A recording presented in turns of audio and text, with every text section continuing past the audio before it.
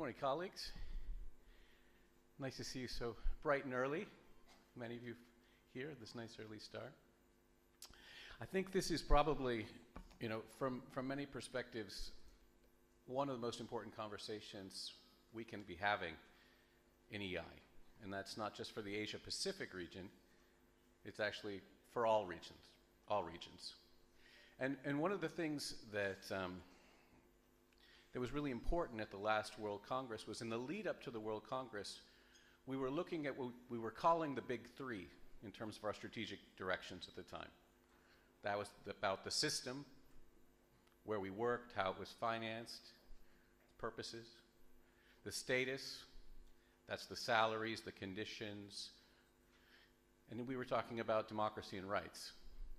But as we were going around the world in the lead up to Congress, it was very, very clear that those three weren't going to be enough: system, status, and rights. There was a fourth pillar that was also going to be necessary for us to focus in order to be able to deliver on all those others. And that is what? Renewal. And we had a resolution at that Congress that really gave a lot of direction to what we were talking about in terms of renewing, not just renewing our commitment to education or to EI, but also looking with a critical eye about our own structures, our own processes, our own objectives, the information we're using to inform those decisions, and the proximity we have to our members. We took that even to the EI Secretariat. So there's a mantra at the EI Secretariat. It's called being in the shoes of our members. So I ask every EI staff person on any plan or any proposal, what does this mean for an EI leader, or what does this mean in a classroom in Vanuatu? What does this mean, in Fiji? What does this mean in Sri Lanka? What does this mean? How does this help our members win? How does this help our members build power? Right? That's the focus in terms of renewal within the EI Secretariat. But that's also something that I know many of you, a journey many of you are on in your own home unions. And one of the great advantages of EI is that we don't have to just live in our own bubble and see, although we have contextual differences, through solidarity and sharing and learning, we are the learning and teaching profession, right? We can actually learn from each other. And that means we have an opportunity this morning to actually learn from each other and to hear what member organizations have been doing in the area of renewal, in the area of organizing, building power, being close to their members, being relevant for their members at the base, where it's most important to build power, right? Sometimes we get caught in a cycle where we think that the meeting is what's important, right? But it's actually the conversation that's important. It's the purpose of the meeting. It's the purpose, it's the impact that we have, right? It's not just sort of signaling our importance. Sometimes we have to remind ourselves, we have to renew ourselves as a movement, as an organization, and that's what we're going to do. We're going to do this morning. I wanted to recognize that, and Michelle Ford, I don't know if is here. I know she's here somewhere. I want to thank her for the research that was done in this region, and it was called Union Renewal in the Education Sector, Prospects for the Asia Pacific, which really reflected on the need for education unions in the region to overcome challenges, embrace renewal, seize opportunities to revitalize, strengthen, and enrich their work. And that was really important, and not just for Asia Pacific. We got such a demand for that report that in the Africa region, they wanted a presentation of it. In Latin America, they wanted, in North America, they wanted it. So the lessons, the ability to open ourselves up and reflect and think about what are we doing, why are we doing it, how can we do it better, is something that we share globally. So I want to thank all of those unions that were a part of that, member organizations, and those that are going deeper in this work as we're going forward. Obviously, COVID has been traumatic for a number of reasons, but it's also given us a moment to pause and to really think about value and values, and how we organize and how we can support our members. So we're going to have some conversations too to hear about some recent work that member organizations are doing on renewal through the time of COVID. And then I'm going to invite actually our panelists to come up right now and join me so that we can have this conversation. So they're already in the front row, so I'm going to ask Monica, Unifa, Andy, and Karina if you'd come up here and join me on the stage. I'm going to pose some questions to them. Yes, please join.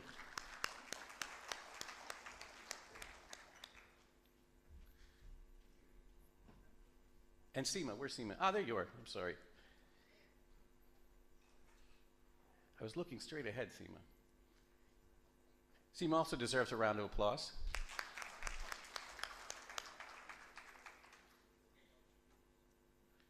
So I think there are microphones there. I'm going to put Karina, I think I'm going to put you on notice first. So we have a AU sort of question, and AU has been experiencing a surge in membership numbers across the country, and with a sort of a positive trajectory for the future. It hasn't had the best decade in terms of the politics of the country. I was there recently, but there is some shining hope now coming, and I think we'd like to hear sort of the experiences behind that and sort of your perspectives on that change, and then also some of the organizing and the work that you've been doing during this time of COVID. So if you'd like to come up and share that with us, that'd be great. Thank you.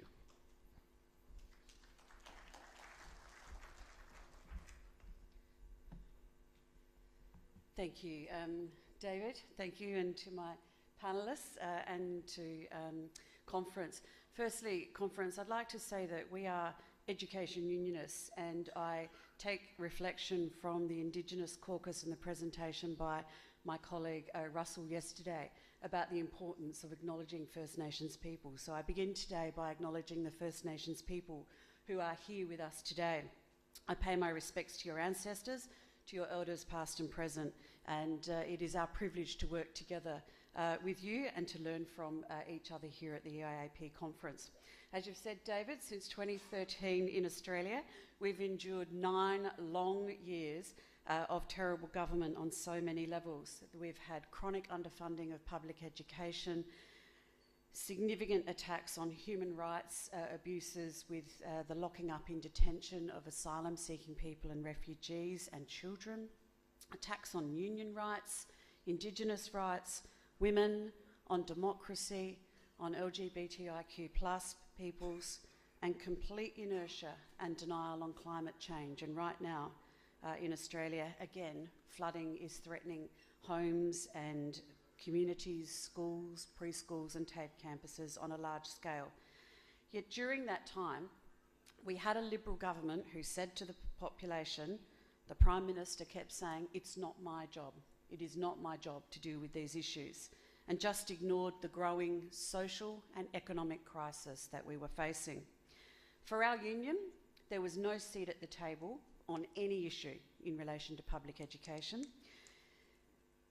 We were completely locked out of any conversations, any policy discussion, and the reform agenda that the government was implementing deeply impacted on our members, on their workload, their professional autonomy, their pay and conditions, the curriculum, and the list goes on. But we are a campaigning and an organising union, and working with other unions under the Australian Trade Union Council, we knew we had to conduct a major campaign to get rid of the Morrison government, and we knew we could not do it alone. We needed our communities to join with us, and that meant we had to harness the capacity of our members in these communities, because they are connected in every community to schools, to preschools, and to TAFE. But here is the question: how do you organise and grow your union in the middle of a global pandemic with an exhausted workforce and exhausted membership who had endured 2 of the hardest years imaginable? There was an overwhelming sense of exhaustion, and I know you've all experienced this as well. We had the impact of lockdown, staff shortages, class and school closures, time in isolation, illness, family illness, and loss of family members and friends. So we couldn't use the usual organising tactics. We couldn't have one-on-one conversations in person with our members. We couldn't knock on doors. We couldn't visit work sites. So we had to smarten up our organising and turn to digital and online campaigning, organising our members with webinars, with Zoom meetings, with social media, and a major public advertising campaign on the radio, on social media, on billboards and mobile billboards. We had to get into people's homes and work sites without physically visiting them, and that was very much a challenge. So in many ways it forced us to think about the basics of organising. How do you mobilise members and build workers' power in very tough times? How do you ensure your union becomes stronger and membership grows while achieving your campaign objectives? As we headed towards the federal election in May, we knew that our members had concerns that sat alongside the work we do for public education. They were worried about secure jobs, security of housing and affordability, climate change, decent wages, and the escalation of global conflicts across the world. So we had to be relevant to our members' concerns and tap into those issues that they cared about with our messaging so that we could build that power and we could connect people to the need to use their vote to change the government in Australia on the issues that mattered to them. We knew public education mattered, but we had to find other hooks. We gave our members hope. David, you talked about hope. Hope that their vote could change the government. One simple action. We asked them to imagine what could be possible for preschools, for schools and for TAFE, for our children, for our students. Hope is essential to what we do in our unions and for our members, and it's very natural for us as teachers because we have a fundamental belief in a better world, one that our students will go on to create and one that we help to shape through them. So through that hope, we built the actions that were needed for change, and our members and the community voted in a new Labor government in May, and I can tell you that there is now a strong feeling of hope that is filtering across the community. Almost immediately, our rightful place has been restored at the negotiating table, and it's not just a seat, it's a seat with power because it's backed by 200,000 members. And while the political landscape changed, the issues facing public education have not. So we're not naive, there is much more work to be done. We now have the opportunity to do that work with a progressive government. What did we achieve for our union? We grew our membership to almost 200,000. We've fought for and won better industrial and professional conditions, and we've fought for public education. We've built the organising and campaigning capacity of our union while doing so. And just briefly, we've taken those lessons across to the Pacific, where we are working on a trade union renewal program with the Fijian Teachers Association and the Fijian Teachers Union.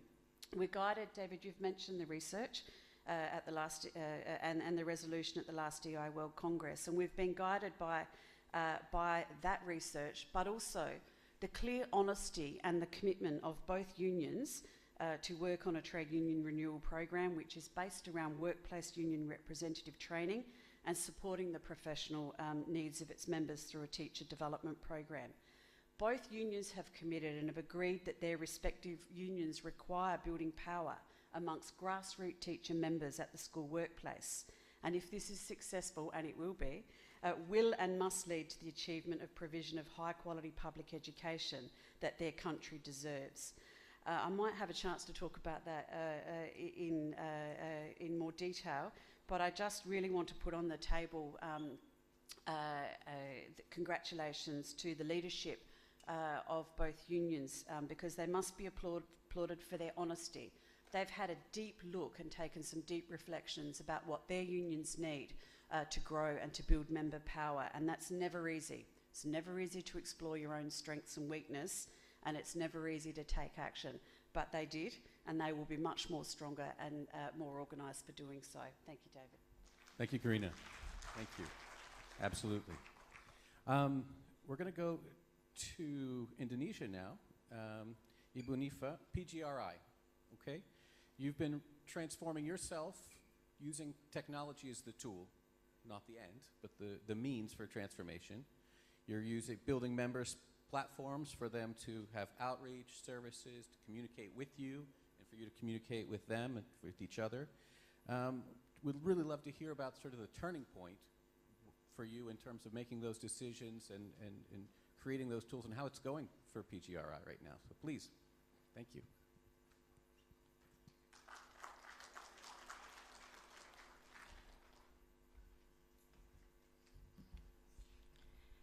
Thank you, respected moderator, Secretary General David Edward.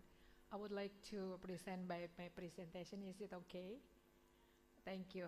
Would you please help us? Good morning, all ladies and gentlemen. First of all, I would like to deliver sincere gratitude to Education International Asia Pacific for the wonderful opportunity to be a speaker in the very important event, EI Regional Committee Conference. I feel honored to be here sharing and discussing with the union leaders in the Asia Pacific region and across the world, of course. I also want to congratulate to our Chief Coordinator, Brother Anand, and all the organizing committee for designing and executing such a wonderful conference. Nowadays, the challenges we are facing are really tough. Moreover, our world have just been hit by COVID-19, which still affected our lives. In the meantime, we are also facing the VUCA era, volatility, uncertainty, complexity, and ambiguity. Union is expected to be tackled to encounter problems like a teacher shortage, low appreciation to a teacher's salary, inadequate working condition, low interest of young teachers in joining union, lack of teachers training, and other surfacing problem in the future. PGRI is an organization with almost 3 million members, also dealing with the tremendous problem.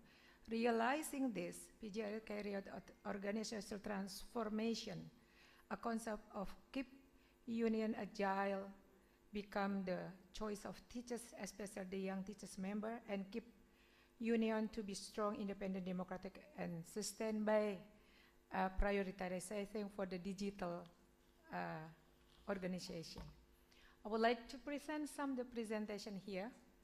And yes, it is from era to era, we have facing a problem, and then now we are in the disruption era, where the PGRI carries organization transformation through digitalizing the management of organization and innovations. And next, please. This is our challenge, trapped in the past glory. Look like dinosaurs, big, and always blame other people, and difficult chance or old mindset, old fashion of culture, paternalistic and bureaucratic, lack of transparency and accountability. The board member election is based on the seniority and lack of awareness from the member to pay the dues. This is our condition. And then the next, please. An external challenge, government regulation always change, and difficult to us to move because there is no paid leave and everything to be as a union.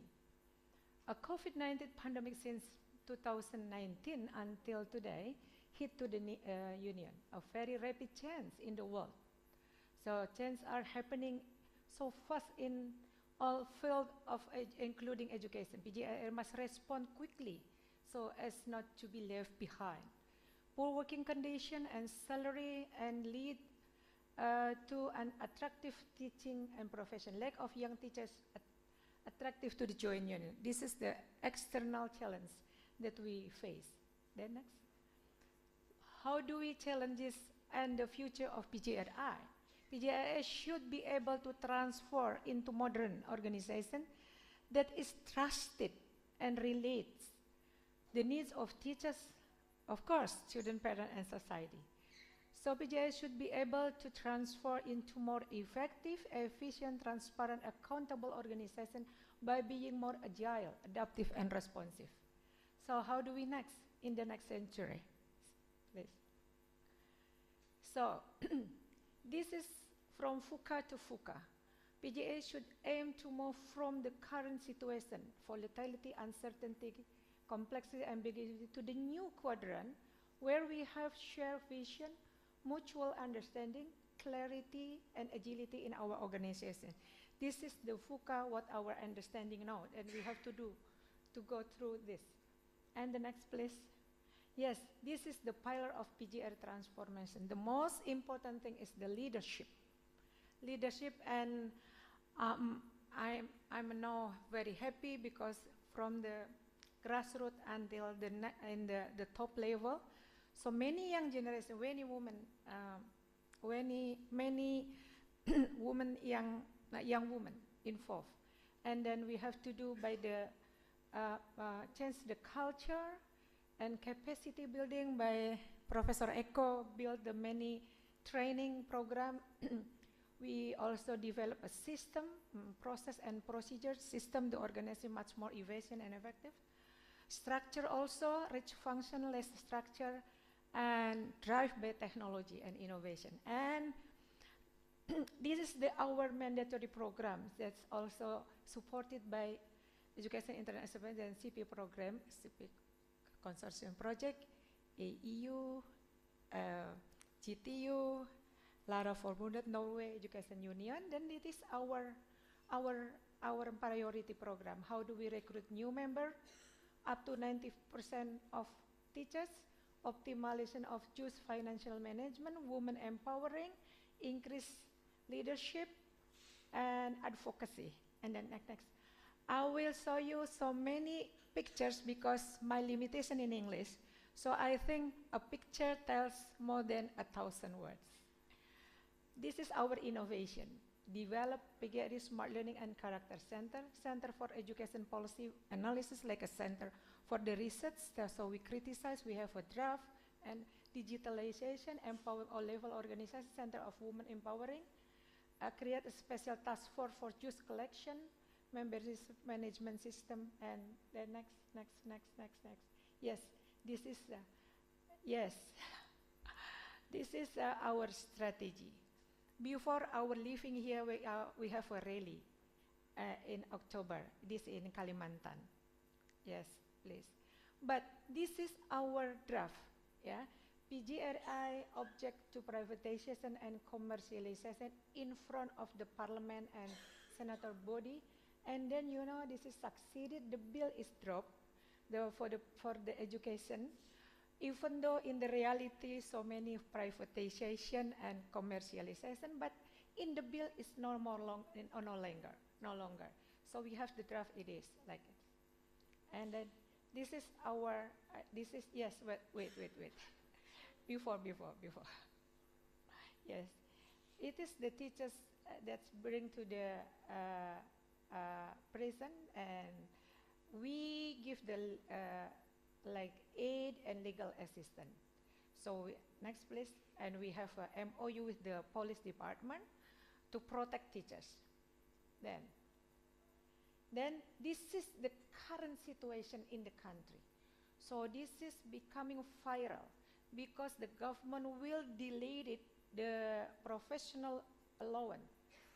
We said that we develop a draft by the Research Department and Center for Public Policy, and then we campaign for the social media, government, and many other things. Then government postponed the bill, and we built a task force to making the revision and negotiation. So, okay, just wait. So this is where does the draft of national education system will need to be revised. This is our reason. This is a way. We invite all the teachers by Zooming for the press release to remove, to ask to the government for removal the draft of national system bill, and it is succeeded. This is also continuing effort, sending to press release the major national mayor bills online and offline. I encourage young teachers. I have so many invitations from the television, from other, but I don't want to come. This is the leader from the primary leaders. Come to the television, arguing and something. Come That's on. great. Great. Yes, Thank you. like Because you're setting us up for the next, Yeah, the yeah, next yeah, yeah, intervention. yeah, We're going to yeah. have questions. Okay, at the last, So- the last, the last, the last, the The last, last, the last, okay. the last, the last, the last, the last, because it's very important. Please, just last slide, I just think the she- last, just last slide. Okay. This is okay. This is yes. See, with the minister coming to my country, I said no, yeah, because the voice of teachers we don't want. Okay, this is okay. Last, please. Last. So you brought the minister to you. That's what you're saying. Yes. All right. Well, The that's name. good. Good. And then the all last, we want to say yes. This is for democracy. This is for the empowering teachers. This is Okay. for the woman. It's and great. The last, It's great. the last, It's the last, great. the last, Let's the hear it last. for Nifa. Thank you very much. That's fantastic. And you really so much, and it's such a large organization. We're going to go from one large context. Thank you so much for that to another large context. We're going to go to India. Thank you very much. You're welcome. All right, Monica, AIPTF. Very large organization. You are a young leader. Thank you, sir. We would really like to hear about sort of what are the strategies, what you think needs to be done in terms of bringing more young leaders such as yourself and young female leaders, if I can even I'll add try that. to sum up, sir. Yeah? So Thank you. over to you. Okay. Good morning, my dear colleagues from the Asia Pacific region. I'm privileged to be here in such a wonderful conference and as a speaker also. Last few years were disasters for the world. Each and every sector is affected, so the education sector is. Being a teacher and a unionist, I want to share the experiences of my colleagues in India. So let's start with the positivity, because there is always something good in every situation. The first one is IT knowledge. Because of the sudden shift of the education to online platform, we teachers and the students had to learn technology. At first, it was a headache for all of us, but now we are taking advantage of it. As a unionist, now we are able to organize any meeting, anytime, anywhere, in less time and no expenditure. With the help of this new knowledge, we are now more comfortable to be connected. During pandemic, government assigned us in different kind of duties, like count of COVID patients, distribution of food packets to the containment zones, and of course, the helping of the migrants to get transfer facilities without any safety kit. It increased the fear of COVID in teachers. In this situation, our union came forward and helped the teachers, and they help us to get rid of this kind of duties. In COVID, we lost much, including the life of our beloved ones. So many teachers also lost their life. I want to give the example of my state. Then in our state, we started a campaign to collect the money from the teachers and the other organizations also. In this campaign, the leaders have to pay the fixed amount, like the state leader have to give 5,100 rupees, and the district leader the 3,100 rupees, and the block leaders 1,100 rupees. Other members have a choice, they can give according to their choice. With this money, we paid 30 lakhs to each families where the couple was a teacher and both lost their life during COVID. And other teachers, our organization gave 50 lakhs to each families. This kind of help definitely increased the dignity of our union. And yes, now we have an increased strength in our school, because so many of the students migrated from the private schools to our school because their parents were not able to pay fee, and they were struggling for the two-time meal also. So it is also like an advantage for us that we have more students, and now it's our responsibility to keep them in the school. Okay, besides this positivity aspect, we cannot avoid the hardship of the life after COVID. It produced a number of problems for all of us. No union activities, no agitations, no workshop, no seminars for a long time, which broke down the rhythm of our work for the union. And yes, the efforts we made previously were also collapsed. The teachers and the teacher union were busy in maintaining their school atmosphere, to bring their students to the school, to help their students in maintaining learning laws, and so on. They can hardly find any time for the union activities. Presently, in my state, some of the union leaders are suspended with the different allegations. And the state body is quite busy in to meet their issues. In this situation, teachers are afraid to come forward and join any union activities. Students are still not regular. Some have still, in their villages, we have to maintain data of their presence, their temperature on daily basis, and also the health status and the vaccination status, and so many data we have to maintain daily. So the workload has been increased, and the teachers could not find the time to come and join the union activities. Okay. Climate change is a very big issue. I just want to share an incident that just last week I lost 6 students of my school because of the continuous rain, the unseasonal and continuous rain. Because they went to take a bath in a pond formed with the rain only, and they couldn't imagine the depth of it, and they all sank. The one of the student was in my class. But however, the situation, yes, I want to share a yojana that is called Chirag Yojana that my state has adopted in this. According to this plan, the government has announced that if parents send their student to their child to a private school, they will give the 500 rupees per head per month. And the other hand, they have started charging fee in the government school. It is a quite big step for the privatization. But however the situation is, we have to fight, we have to work, we have to get back to our track. Being a union leader, we have started visiting school to collect dues, because it's just not about the collecting of dues. It is the only way in our country to meet the teachers, to listen their problems and solve them.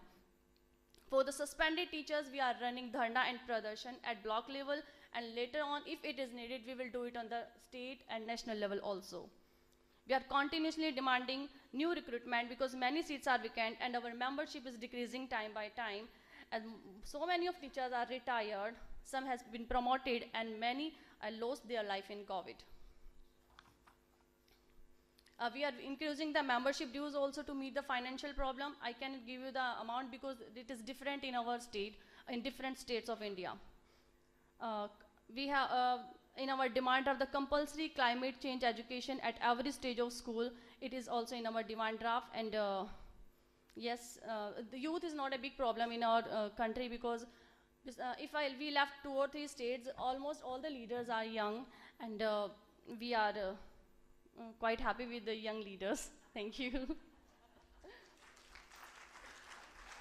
Thank you very much. We're also very happy with young leaders like you, so thank you. All right, so Seema, FMSEU is the first union in the Asia Pacific to embark on a strategic journey of union renewal. So what can we learn from your journey? I think many are also on this journey, but this is particularly interesting to hear from you, so thank you. Thank you. Okay, can you give my present? Okay. Okay, good morning, dear delegates. Thank you very much for giving the opportunity to share our union activities on renewal and strengthening. Okay. At first, I'd like to introduce briefly about our union. Next slide, please. Our union was established in 1992 independently. Our union has 25,438 members across the country, representing 410 public educational organizations. Next, please. Okay, the supreme body of FMSU is the conference, which is held once in 4 years. The conference elects the executive board, which has 102 members, and executive committee, which has 13 members. 38% is youth. The president is elected by conference with 4 years period. An executive committee meeting manages federation activities within an executive board meeting. Out of 102 members, executive board, more than 81% are women. 33% is youth. Youth Standing Committee has 12 members. which 5 representatives from secondary school, 3 representatives from kindergarten, 2 is from university, 1 is from countryside. Okay. Next, please. Our union objective is transformation into a strong union, equipped with the tools, skills, and knowledge to effectively engage this in social mechanism, organizing the retained women and the young members in the union and communicate with its members and relevant educational stakeholders through the use of technology and realignment of the union's old and new power structures. Main findings of the research was the unclear identify about their objectives and actions becomes a source of unsatisfactory outreach. Lack of information about the FMSU among the grassroots members hampers in their engagement. Non-diversification in the engagement activities. Social media platforms. So, FMSU redesigned the union's strategic plan to reinforce its objectives on 4 areas: organizational development, professional development of members, communication, members' participation, trainings and future plans. The achievement. Research was published. I'd like to introduce in Mongolian and in English. You can find it in online. Strategic development. Okay, next please. Strategic development. Next please. Strategic development for leaders. Reviewed the current organizational development plan of the FMSU and revised it to reflect more strategic goals and the objectives that is transparent and accountable at all levels of the operations. Next, please. And recommendations involved 35 leaders of body decision making, and the recommendations and were collected, presented at a meeting of the Union Executive Committee, adopted for the future development policy. Okay, next. Professional development of members, development of training model, educational leadership solidarity. Training aim was active young teachers, increased union membership, was conducted twice for 2 days on 22 and 23 August, and then on 24 and 25 August, involved with 70 young teachers from all education sectors. Models covered history, policy, union activities for young members, as well as the significance of unionizing, the advantages of becoming a member and organizing. By the way, I'd like to thank teachers of GATF, teacher Nicole and teacher Eva, also Beverly. We use the all knowledge which we have done during the GATF program, and thank you so much. Okay, next. Young leaders training. Young leaders training to activate young members, prepare union trainers and young leaders to be the next generation of the industrial leaders, motivate leaders to transform the union, learn and share good practice and spread the union activities. Okay, next please. Within framework of expand our activities to support SMTU, as a Confederation of Trade Union Mongolia, member organizations, and the trade union organization and who at national level we conduct the dissemination and introductory trainings for the countryside teachers, education personnel. The training covered the revised labor and education laws, advantages of unionizing, involved 210 teachers and workers and provincial governors from Urhanga, Kawalte, Bulgan, Darhang, Dornat, and Hinti provinces. Okay, Future. Future, I'd like to introduce Future Plan. Implement the updated strategic plan, establish well-resourced and updated communication line with the members and the general public. Continue building the power of the union members from grassroots level. Engage the youth committee in our award campaigning. Next, advocate for a decent work and working conditions for teachers and education personnel. Empower the union committees from within to deliver on its mandate and engage its continuous in a meaningful and effective ways towards the strengthening the union. Thank you so much. Thank you so much. Thank you, Seema. Very interesting. Very, very interesting.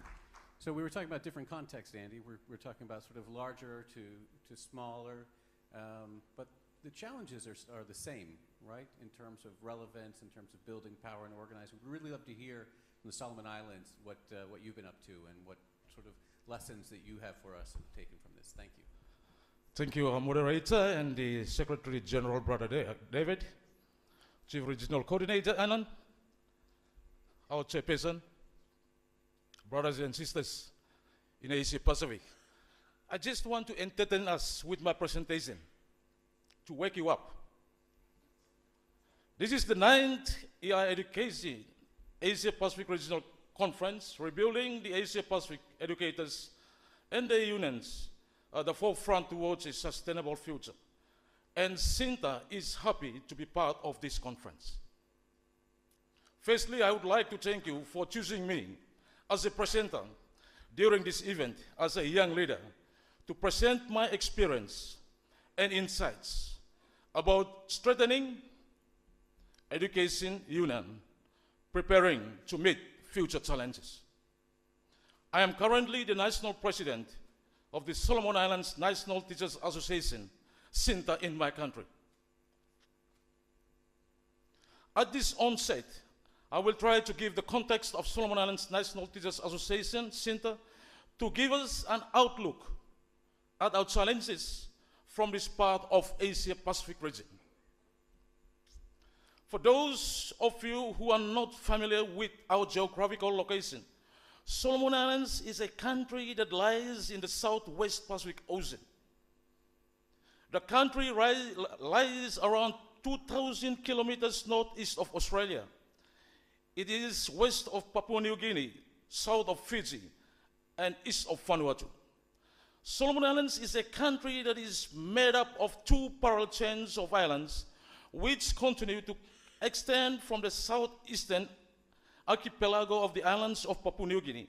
There are more than 100 different languages that can be found against the approximately 29,000 square kilometers of land, and thus it is a country of more blue than Greenland. In terms of unionism and the education system in the country, SINTA is the only teachers union in the Solomon Islands that advocates for teachers. It has 10 provincial branches. Each branch is manned by their own 4-year term executive. The union's headquarters is in Honiara, the capital of the country.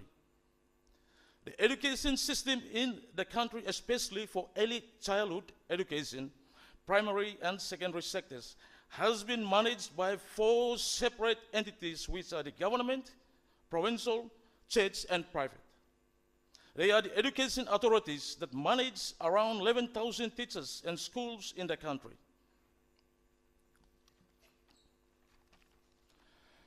If we look at the Gels Fisher's paper on trade unionism in the balance, he did stress that likely future outcomes of unions, which are marginalization, representation, replacement, and revitalization.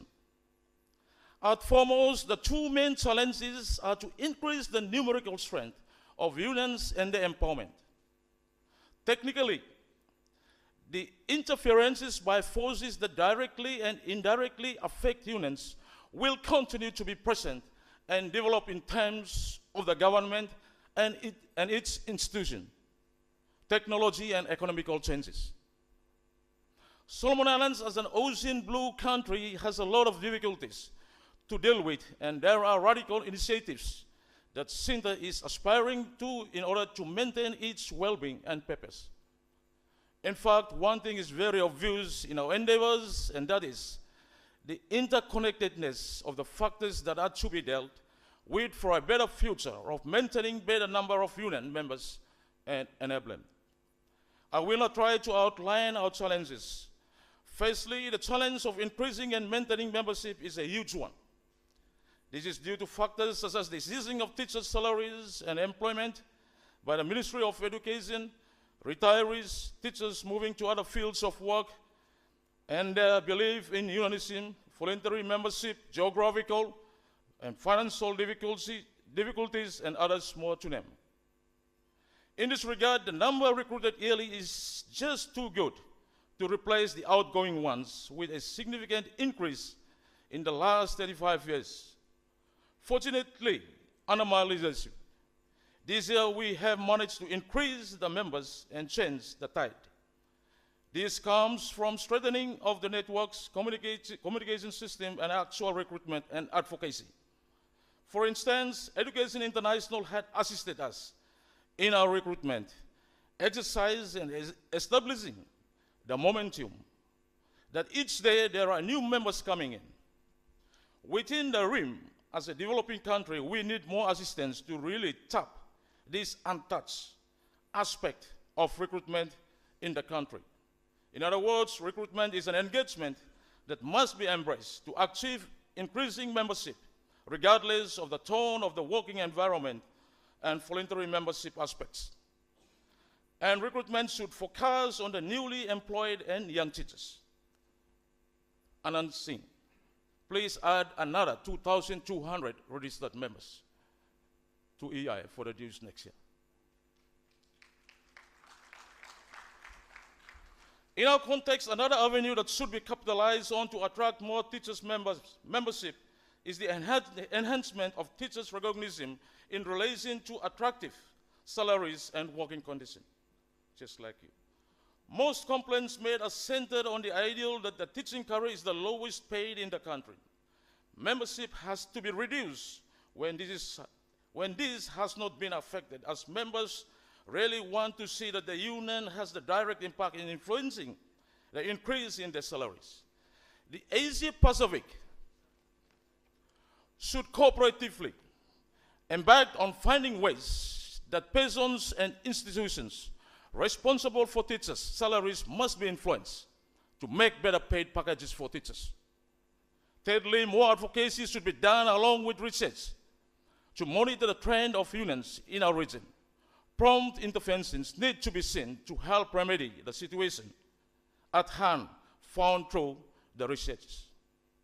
Fourthly, Sinta is emphasizing the change of the word teacher to actual fields of qualification. For instance, a teacher who teaches biology should be called a biologist, an economist, and mathematician. General subjects and early childhood, master. The word teacher has not been uplifting, and this must be erased by calling a teacher by his own or her qualification. The second most challenging aspect is to empower the recognition of unions. We know that each government has its own policies to save and a lot of things. The government policies are not focusing on teachers. This can be seen in where the government actually goes in the Ministry of Education, thus giving more lip services to teachers than ever before. Sinta, although is backward in trying to build its financial basis, it needs to capitalize on this in order to ensure that its initiatives must be facilitated. Money is needed to rally support, and so forth. Therefore, a few recommendations worth looking at in force. There should be more face-to-face interactions between members in the Asia Pacific than only depending on formal reports. Yearly advocacy must be balanced for all affiliates in order to increase solidarity. More assistance should be provided by developed countries, unions to developing countries. Youth teacher empowerment should be done as they hold the future of unions. Executive meetings should be well distributed to other affiliate countries than in usual places. Officers should be employed in the office mainly to do advocacy and youth recruitment. With these few remarks, we think that teacher unions should be enlivened and sustainable in the future through this enabling. I understand that each union in the region has its own contextual challenges, but these are the experiences and challenges that we have on our side. In solidarity for democracy, we stand together forever until the day ends. Thank you very much for listening. Thank you, Andy. Thank you very much. Thank you. Very interesting. I think all very, very interesting presentations and panels. So let's hear it for our panelists all together, please. So now we want to hear from you. I hope that you've put in speaking requests. If you haven't, you can get your speaking requests into the Graffiere's desk to ask some questions and have some reflections here. I think what we want to do is try to have a conversation in terms of informing EI and the region in terms of its priorities for this next period, what we're hearing, what we need to do more of, where we need to put focus. Could also hear from some of the experiences that you're having, in particular around renewal, that have been successful in terms of attracting and recruiting new members, younger members. These can be structures, these can be processes, this could be research. I think it's really interesting that all of you were really open about where the organization was and honest about where challenges were, and as a sort of a place to start. That's really, really important. In order to change, we have to admit where we are and sort of what some of our weaknesses and the things that we need to improve. So that's leadership. So I want to thank all of you for your leadership in doing that. So I think, Okajima-san, are you going to, you're going to take the questions, you're going to chair this, is that correct? Yeah, all right. So I'm going to invite Okajima-san up here.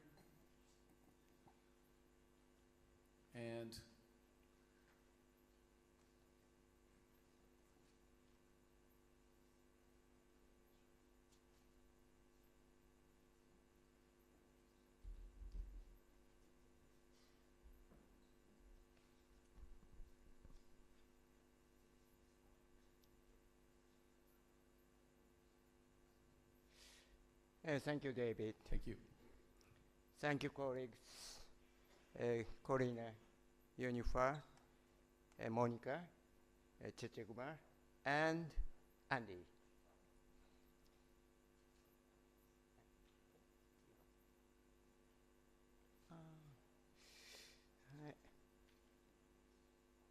And now I'd like to invite delegates for your interventions. First,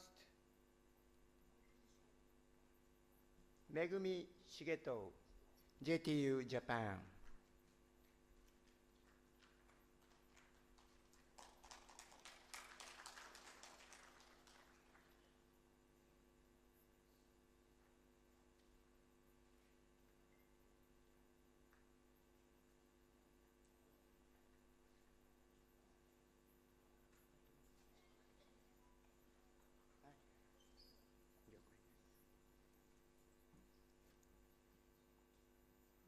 Hello, I am Megumi Shigeto from Japan Teachers Union.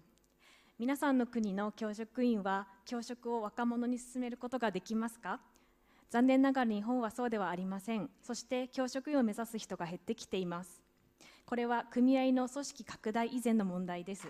まずは教職員を目指す若者を増やさなければなりません。そのために教職を若者にとって魅力ある仕事にしていく必要があります。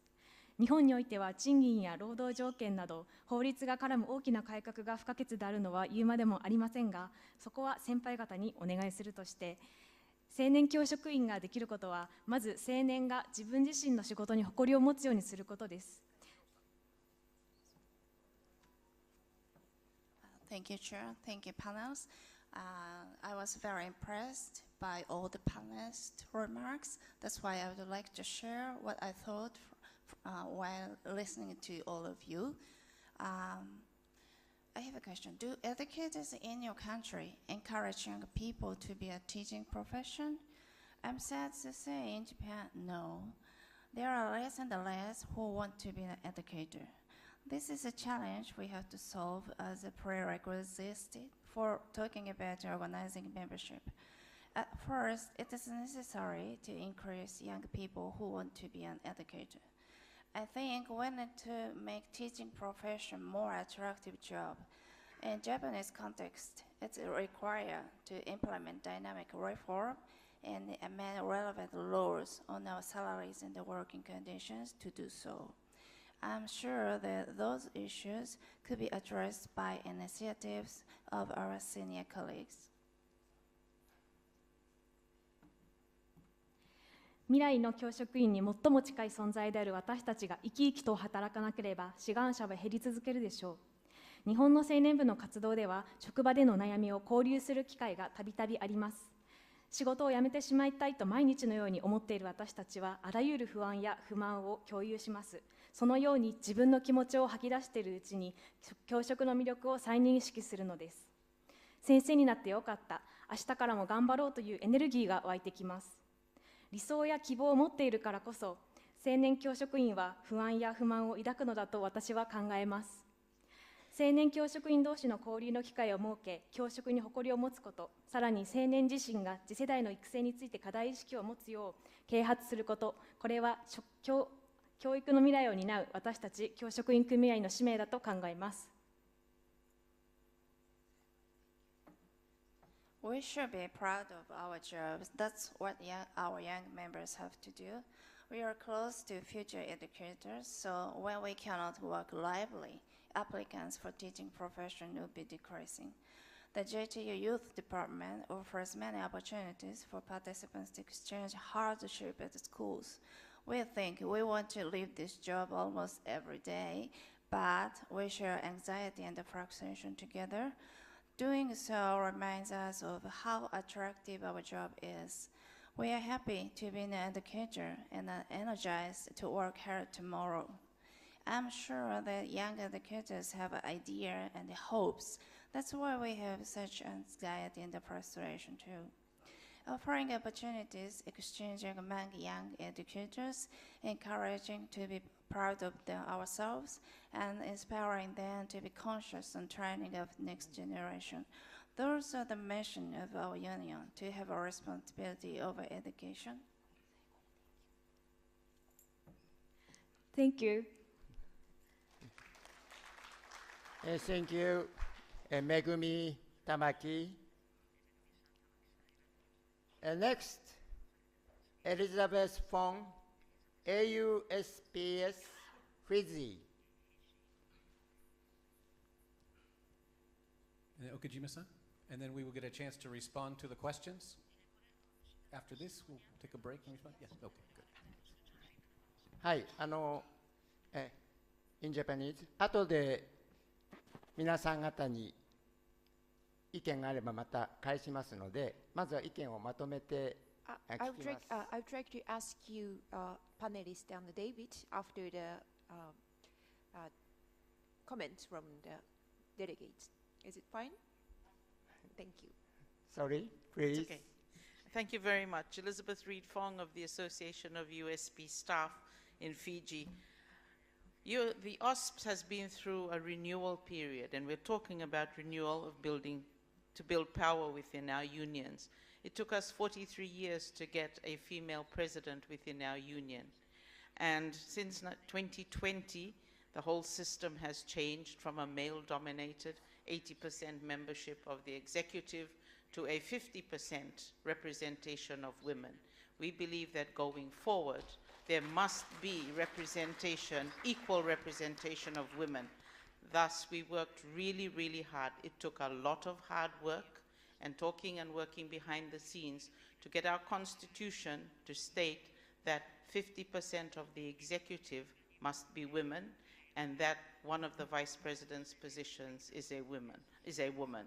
So for us, number of years of hard work, and I encourage those who are going through similar to look at their legal status, because with the Constitution, everything stems from there to change. So we made it to the Constitution, and that is our guiding document. So yes, we do believe that we need renewal to build power within the unions. Thank you. Thank you, Elizabeth. Next, Rafika applauds BTS Bangladesh.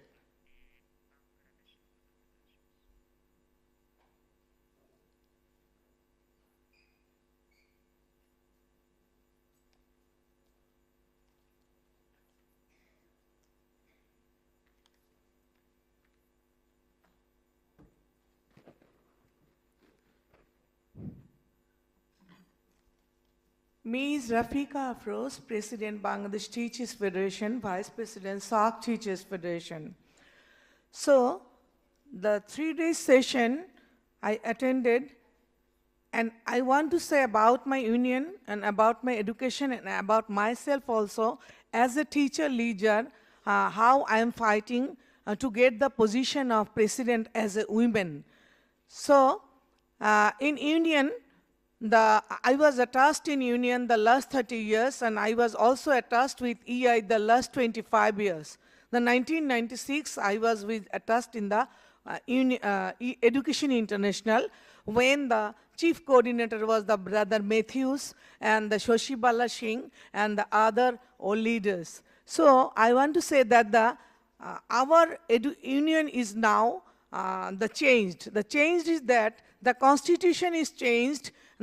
Before that, there was no position in the executive committee, the women. Now, the executive committee is, in the executive committee, the women are now in the 50%, and the women is now also getting the president and the general secretary position.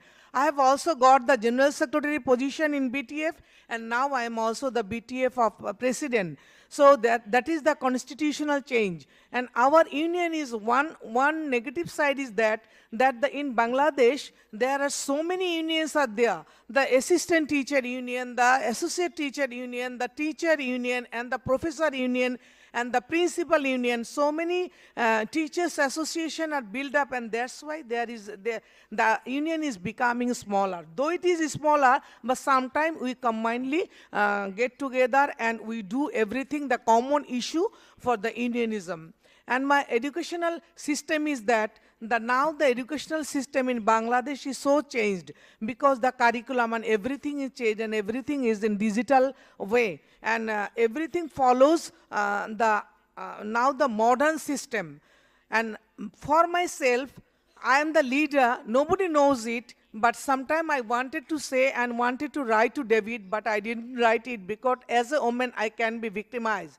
And that's why I fought 11 years for as a teacher leader, because forcibly I have been retired, I have been resignated, and then I fought to the government. I fight to the government to get the position of my teacher, of my professorship, and I am the winner in the court, in the judge court, in the high court, in the Supreme Court, and now I am the winner, and the Supreme Court has given me the permission to give and to allow me to get the job and to join the job. So that is the achievement for me. Though, so I am thinking that as a teacher leader in Bangladesh, here the theme is the rebuild the Asia Pacific. We want to rebuild by our own self the union, and the rebuild the EI, and the rebuild the Asia Pacific. So one thing is that in women empowerment, our Prime Minister is woman, our opposite position is women, our education minister is women, our agriculture minister is women, our speaker is women. So women, and every high position is now in women. So thank you very much, and thank you very much. Thank you, Rafika. Next, Henry Rajendra, AU, Australia. Thank you very much, and I just want to thank the panellists and also David's introduction to this important session, but particularly on union renewal.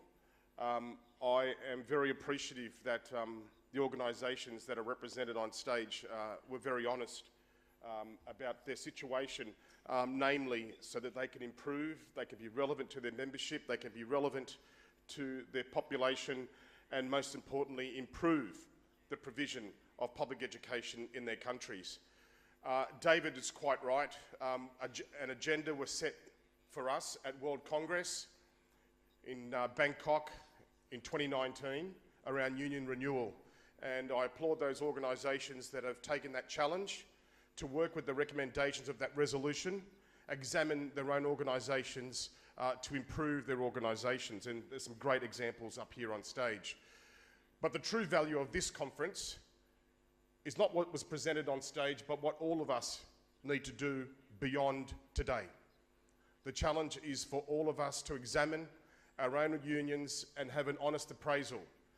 So it's one thing to enjoy the presentations over the last 3 or 4 days of all our sisters and brothers throughout the Asia Pacific, but the challenge is now for our respective organisations. When we head home, we need to make sure, in the spirit of fighting for the best public education system in our respective countries, that we need to go through the renewal program so that we become better at the work that we do.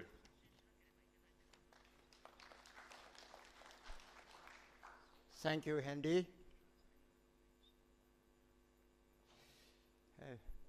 All finished. In Japanese, 4つの組織からコメントが出されましたが、皆さんの方から、何か、意見があればコメントをもらいたいと思いますが、いかがでしょうか。We received comments from four organizations, from the delegates. And I would like to invite the panelists and David for your intervention or response. Thank you. So we had some questions and some comments ranging from structural change and women's empowerment to something that I think we're all challenged with, which is you're trying to recruit young people into your union, you're trying to recruit young people into a teaching profession that is under attack in many places. It's, people are burning out, they're seeing lots of wages, conditions being deteriorated. So what do you do? How do you address some of these questions and issues that have been raised? And I also was sort of Henry's point about what are we going to do when we go home? It's a really important question to take with you and be able to answer as well. So who would like to respond to some of these? I think, Karina, you would like? Sure. Thank you, David. I'd really like to respond to the first question, which was posed by the JTU around what do you do, that connection with trade union renewal, making sure that you have a strong membership by having a strong profession and attracting new people and young people into the teaching profession. This is a huge challenge for all of us, particularly in Australia right now. We are experiencing extreme workforce shortages, and it's come off the back of more than a decade of, the only way to describe it is teacher bashing. When you have a minister in the previous Liberal government who says that the public education system has dud teachers, it sets a public narrative. And that significant challenge of attracting our students and encouraging them to take up teaching to deal with the workforce issues is there. So in Australia, one of the key issues for us is actually mapping the future needs of the workforce and looking at supply and demand and working with the new government. They have now just established a teacher workforce action team, and we are on that team to look at the issues around pay and conditions, to look at workload, excessive workloads that people are facing, to look at what it's going to take to attract and retain young people and new people into the profession. But there's a warning here, because one of the first things that governments do in this space, and we've seen it in Australia, I know, David, you would have seen this around the world, is that they attack the status of our profession and they attack the qualifications of our profession. And so already we have seen with the previous government, and I think perhaps some of our state leaders, a challenge to the qualifications and reducing the qualifications of teachers just because they want to put people in front of classrooms, because they have a belief that anyone can stand up and teach without the training, without the dedicated knowledge and understanding that it requires, that we receive through our initial teacher education programs and qualifications. So that's the first, I guess, warning to all of us, that teacher shortages cannot be solved by the reduction of the qualifications and by reducing the status of the profession. There's also one other issue, which is that governments are tempted to poach teachers from other countries, and when the global teaching community is facing shortages, this has an impact. For in Australia, it has an impact particularly on the Pacific region and here in Asia.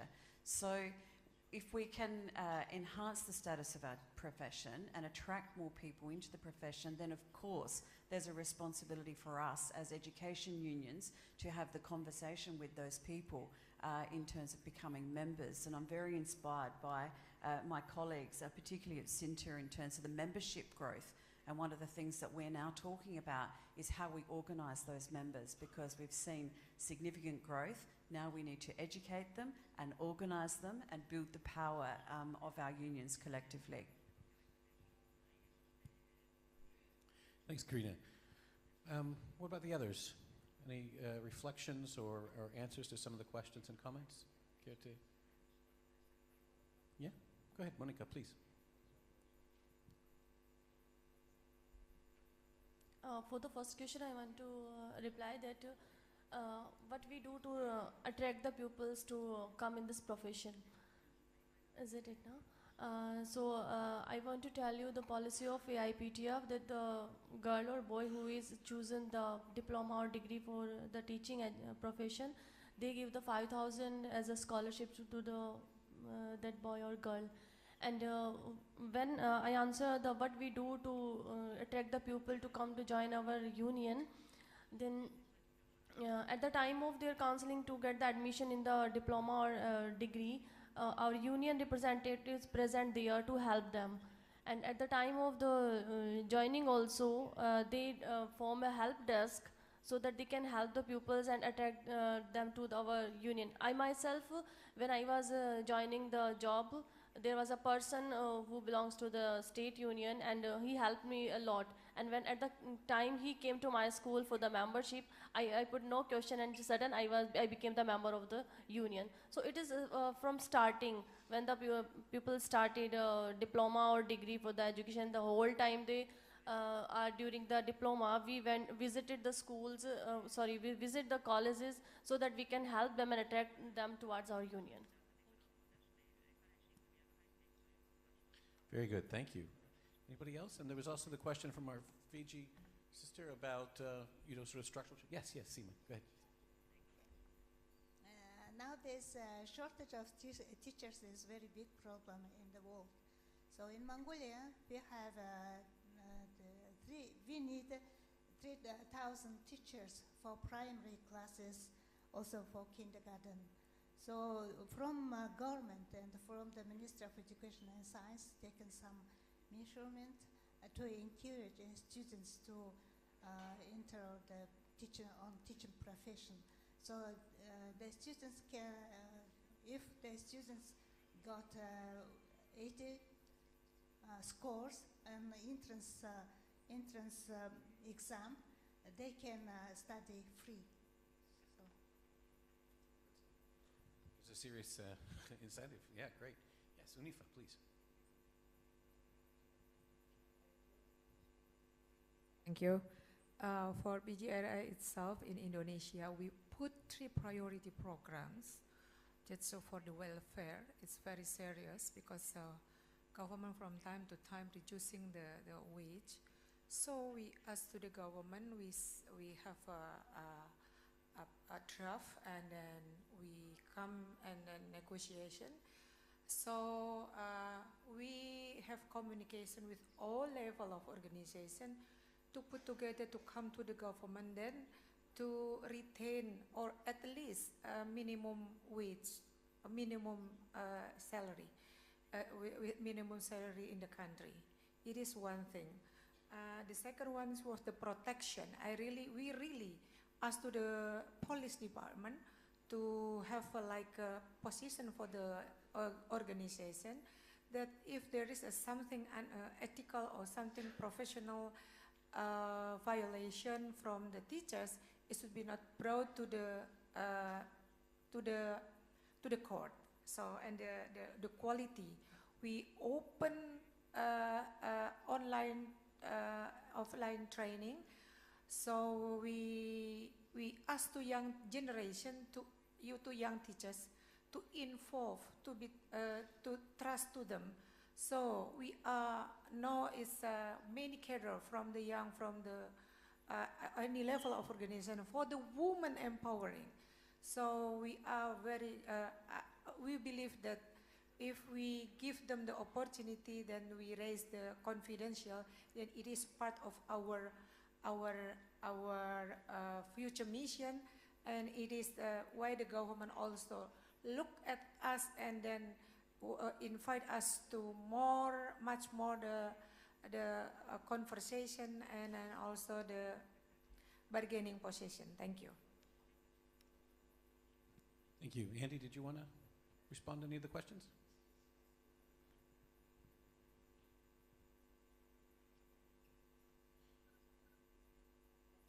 Yes. Thank you. Yeah.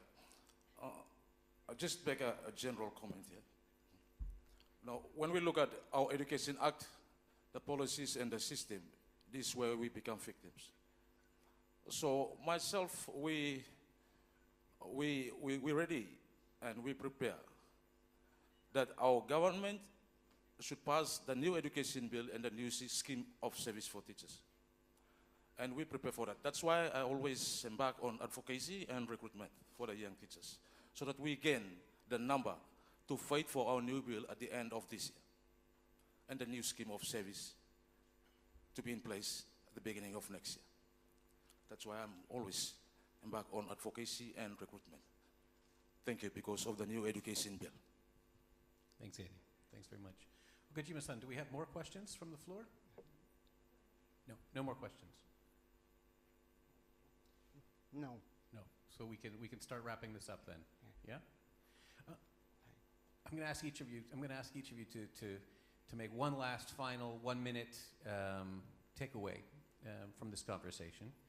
One of the things that I also am going to use the opportunity to say here is because we were talking about the importance of being part of the solution in terms of putting forward sort of teacher union solution-driven teacher unionism, that, you know, in terms of the workforce shortages, in terms of really being able to tell governments about the burnout, about what are the conditions that they're facing, you know, what are the needs, and having those answers. I mentioned in my opening, in my keynote, about this global commission on the teaching profession.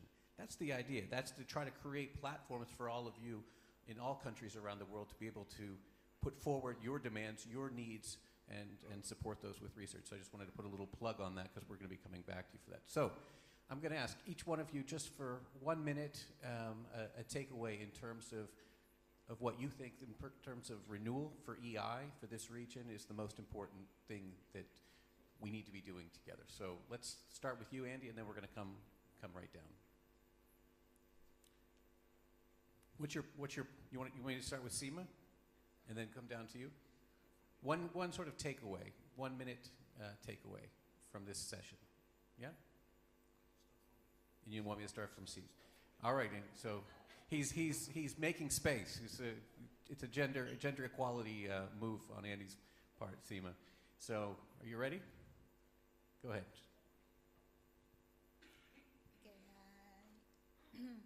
trade union organization must be very strong to protect the member of rights and to provide quality education for all. So to be strong, we should be renewal our union. So for that issue, with the great help of EI in EIAP, we got some success, and we will continue to work to strengthen our union. So thank you so much for your support, EI and EIAP. Thank you so much. Thank you. Strength through solidarity. Great. Karina. Thanks, David. The importance of research. After the resolution at World Congress, the EIAP region undertook research, and then there was further research taken in Fiji, and it helped identify the challenges and the opportunities in terms of trade union renewal, and provided the basis for the conversation with the leadership of the unions that we were working with in terms of the program. And we've just done that again in terms of the women's networks here in EIAP, and there'll be a resolution that will come forward about the work that we think needs to happen now over the next 3 years in that space. So my takeaway, my suggestion to EI is keep going with the excellent research work that is done, because that informs our practice and provides that foundation for us to engage in trade union renewal work. Wonderful. And the EI Research Network is actually meeting next week, so some of your research leaders and officers will probably be hopefully taking part in that. Monica. Thank you. With this session, it is good to hear from all the panelists, and we can adopt the policies and strategies of our colleagues also, which is helpful to meet the challenges. And it's really helpful to hear that we are ready with a positivity to meet the challenges. That this session is really helpful. Thank you. Thank you, Monica. Unifa. I think as a leader, we should strengthen our leadership and network for across the country to make a solidarity and take a position as our organization in front of government. And also we have doing like Center for the Research Development or Center for the Policy Research to criticize, and then we have we have like a concept or other thing to make better teachers organization and better teachers in the region, and then for recruiting the new member. Thank you. Thank you, Nifa. Andy. Yes, be innovative and strategize. Yeah. And empower our youth and women. Thank you. Fantastic. Thank you all very much. Thank you. Let's hear it for our panelists. I pass it back over to you, Kojima-san. Thank you. Thank you, David. Thank you, colleagues. Thank you. In Japanese, この全体会では、パンデミックの現実の中での経験、戦略、開発を共有する機会を与えてくれました。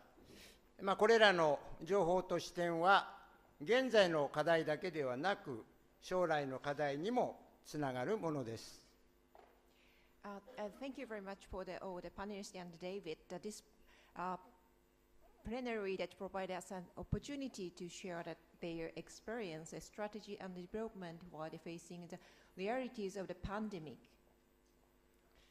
また、教職員組合が今後も代表される存在であり続け、組合運動を成功発展させるためには、青年、女性の組合員が必要不可欠です。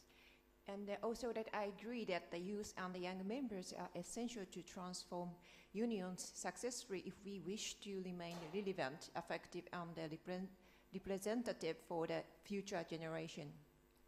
私たちはあらゆるレベルでの組合活動に若者、女性の参画と関与を促進していかなければなりません。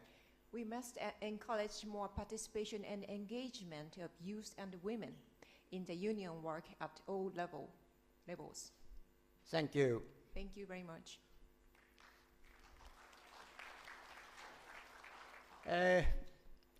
Before coffee break, I'd like to invite the chair of resolution committee, Kevin, to make announcement. Please, Kevin.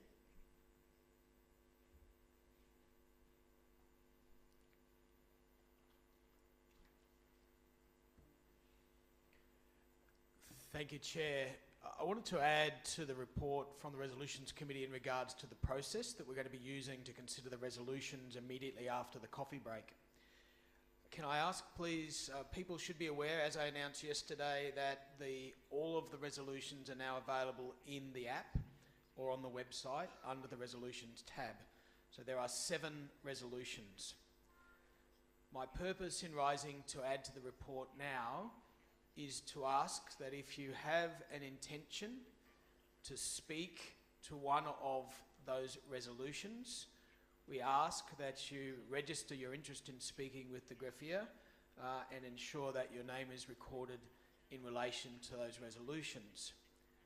I also wish to report the order in which the resolutions will be considered so that you have an opportunity to pick which of the resolutions it is that you wish to speak to. The first 2 resolutions to be considered relate to member organisations proposals, and they are from the KTU in relation to struggles in Korea, and a resolution from Iran, the CCITTA, which will be moved on behalf of the union by the regional committee because of their inability to attend. We then deal with 3 resolutions arising from the caucuses,